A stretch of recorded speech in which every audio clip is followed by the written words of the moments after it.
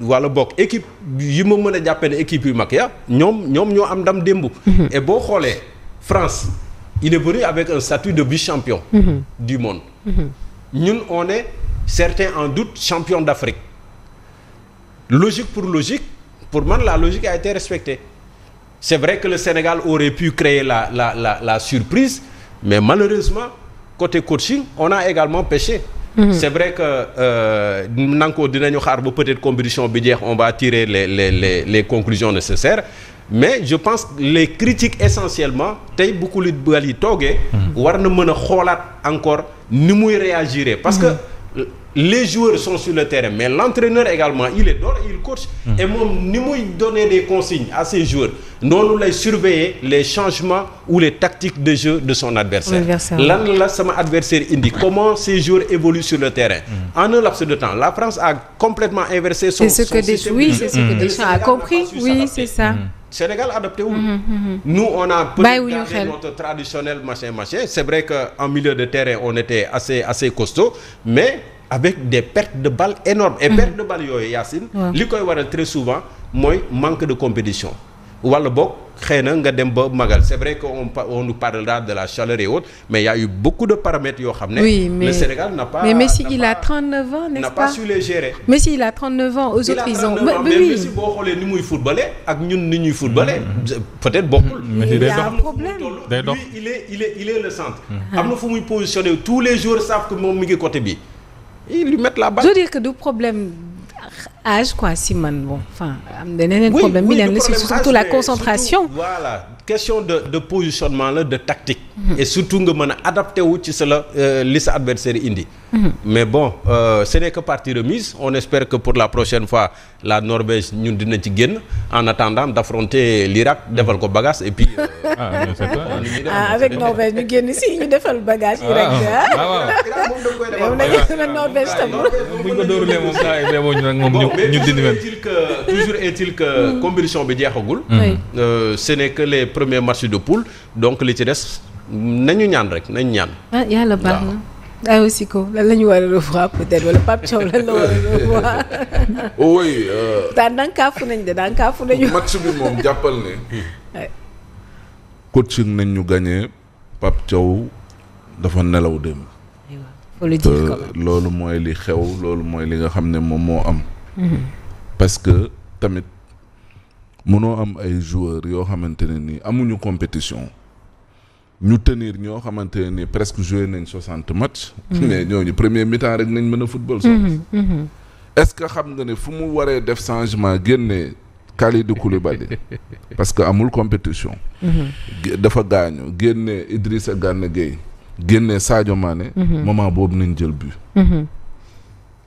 mënoon nañ démarrer sax deuxième mi-temps bi mais 10 minutes waruñu ko woon def ci terrain bi 60e minute Kalidou Koulibaly dafa waroon génn Idrissa Gana Gueye génn Sadio Mané génn Ismaïla Sarr génn 65e minute xaw ma 63e minute la ñu France dugale parce que boobu c'était l'heure de faire les changements effectivement pour apporter de la fraîcheur pour également repositionner l'équipe parce que France ci deuxième mi-temps bi dafa ñëw changer tactique de jeu Pape Thiaw nag xaw ma pourquoi et le staff ñoom ñëpp mënuñu am lecture parce que Olise s'est détaché maintenant pour jéem a nekk meneur de jeu mais loolu la il a pris des ballons def ko en profondeur et puis voilà défense bi ñu ngi taxaw di seetaan Niakhaté au lieu que mu topp mu topp Kylian Mbappé Kalidou Koulibaly moom it ñaata yoon nañ ko fa bës deuxième mi-temps compagnie lu ñëw romb booy dañ koy romb dem seen yoon mais loolu waroon na la tax nga xam c'est dû à sa blessure peut-être oui non ba léegi il n'est pas encore en jambe ni ñu koy waxee il n'est pas encore en jambe tànk yi des na ci blessure la jógee amagul compétition donc loolu day feeñ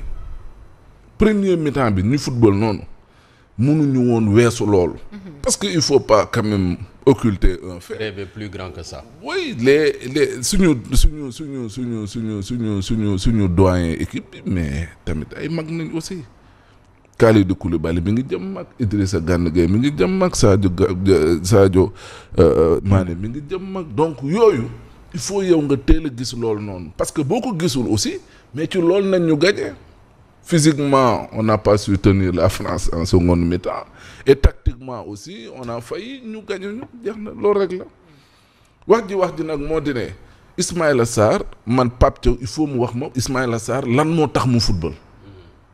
parce que non mais Ismaïla Sarr naka jekk nii la ma sa mel. aywa Ismaïla Sarr amul fulla amul fayda ci football moom. ah là où il faut mettre des buts moom day vendanger les occasions c'est pas son problème. dernière seconde première minute. munoo am Ibrahima Mbaye. teg ko ca banc. am Elimane Ndiaye. saa waay ñoom ñaar kenn da ci waroon dem. surtout sax Ibrahima Mbaye xam nga lu tax Ibrahima Mbaye mi ngi Paris Saint-Germain mais moom dafa amoon envie wan français yi ne li ngeen may jël Paris di ma mosol ak di ma kii moi je vaux plus que ça. Ah oui. Il avait cette envie là. La preuve, il a marqué le premier but. Oui da nga ko waroon dugal mu teel a mën a def différence. Elimane Ndiaye devait prendre la place de Sadio Mané après nga bàyyi ba léegi parce que Jackson quoi qu'on puisse dire. moom pour mu dugalal la problème la. mais ni muy déporter défense dafa am solo. et loolu ci football dañ koy soxla. donc Pape Thiaw moom moo nelaw ça il faut le reconnaître. Sénégal aussi amoon nañ occasion yu ñu war a mënoon a dugal mais tamit compétition yi noonu la occasion yi ngay am di ko raté mais gars yi bu ñu ko amee également dañuy dugal. donc li ci des nag moom mooy heureusement que poule bi ñett ñooy génn li ci des nag moom mooy ñu nekk Norvège xare badar la. espérons que la France dina gagner kii di Irak bu ñu ñëwee ñu nag Irak. ñu jéem a xool rek ñu Irak rek bu jéem noonu rek la mën a demee dal ci kawam bi. il faut donner plus de chance quand même aux jeunes. Pape Sapoko Ndiaye peut-être mënoon na kii Habib Diarra pouvait prendre la place de Pape Gueye nga indi leen défensif au milieu de terrain. En défense il aurait pu. oui mënoon na ko Pape Thiaw mënoon na ko convoqué. mënoon na ko convoqué.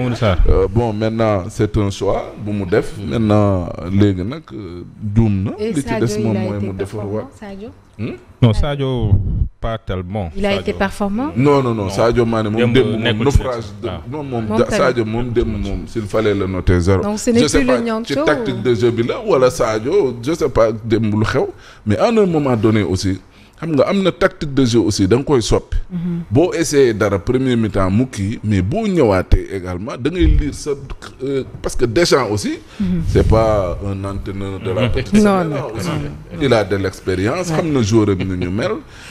voilà il fallait apporter les correctifs nécessaires et puis à temps loolu rek la woon maintenant li ci des li nañ góorgóorlu rek te ñaan yàlla dafa ñu sutura ci yeneen match. yow moom yëgoo li xew. seetaanoo sax match bi. Simon Yacine daf ma xam. seetaanu ko mais yow Simon yow fii de loo ko yëgee joxe woon score bi. on a 3-1. 3-1. ah bon. ah Simon ba da nga gisee saltige ko nag saltige feeñ na. saltige parce que Babou Cheikh il me rappelle que ne joxe woon nga score bi 3-1. am na lu xew lu ñu yëgul nag Simon am na lu ñu yëgul. ma ne ko dootuma waxati noppi naa. Simon. Simon kay li man maa ngi soog a comprendre. non Norvège mooy ma rek nag ma koy wax ci suuf Norvège. maa ngi soog a comprendre nag. ñu nag Norvège. bëri. mu ne. nee na ñu nag Norvège. joxe les pronostics. xamuma ci dara. waaw bu joxe dañ lay vaar fii non c'est jour match bi lay joxe pronostic. naa démb stress moom. gaañ nañu rek. non démb moom mooy loolu daal mais yàlla baax na.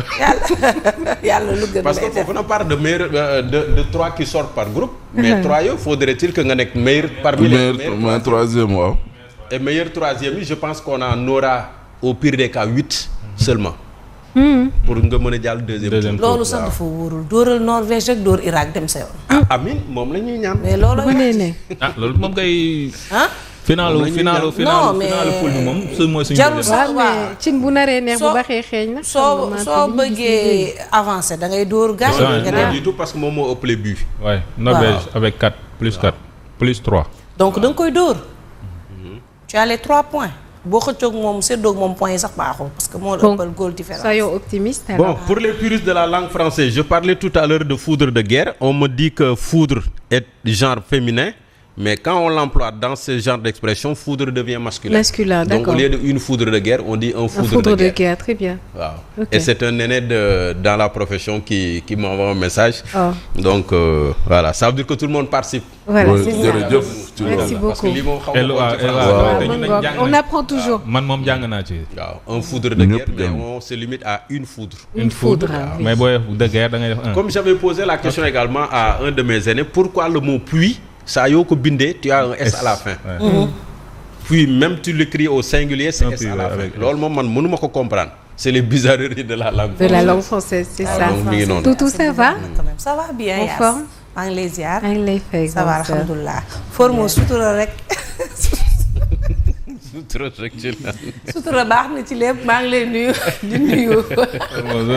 seere rek. waaw seere. c'est que dama nar a reetaan revue des titres bi tey ba mu jeex ngeen jéggal ma. maa ngi leen di nuyu di nuyu ñuy suivre ci la chaîne de la Sen TV di nuyu Formose Maba di nuyu nga xam nit moom moo di ñoom gaa yëpp daal ñoom Asta Dioum Ablaye Sow Bijou